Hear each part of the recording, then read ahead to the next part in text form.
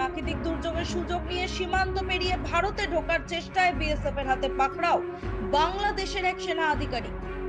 উত্তর চব্বিশ পরগনার বসিরহাট মহকুমা সড়কনগর থানার ভারত বাংলাদেশ সীমান্তে হাকিমপুর চেকপোস্টের ঘটনা। জানা গিয়েছে, বাংলাদেশের এক সেনাবাহিনীর সচিব আফরুজ্জামান এসিপি রংপুর মেট্রোপলিটন পুলিশের দায়িত্বে ছিলেন।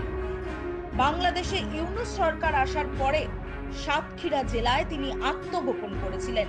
এদিন প্রাকৃতিক দুর্যোগের সুযোগ নিয়ে এই বাংলাদেশের উচ্চ পদস্থ আধিকারিক ভারতে ঢোকার চেষ্টা করেন।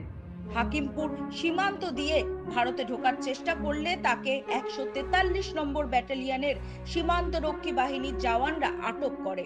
তারপর স্বরূপনগর থানার পুলিশের হাতে তাকে তুলে দেওয়া হয়। এই ঘটনায় বিএসএফ এবং পুলিশ যৌথভাবে রাজ্যের উচ্চ পদস্থ পুলিশ আধিকারিকদের লিখিতভাবে বিষয়টি জানান এবং ইতিমধ্যে ভারতীয় হাই কমিশনারকে আফরুজ্জামানের কাছ থেকে পাওয়া উপযুক্ত নথিপত্র তুলে দেওয়া হয়েছে বলেই জানা গিয়েছে। পুরো বিষয়টি Bharat high commissioner Bangladesh high কমিশনারকে জানিয়েছে। গতকাল রাত্রে ওই সচিবকে স্বরূপনগর থানায় রাখা হয়। আজ রবিবার তাকে বসিরহাট মহকুমা আদালতে তোলা হবে বলে এনআই সূত্রে জানা যায়। দুই দেশের হাই কমিশনারের মধ্যে তথ্য আদান প্রদান করা হয়েছে।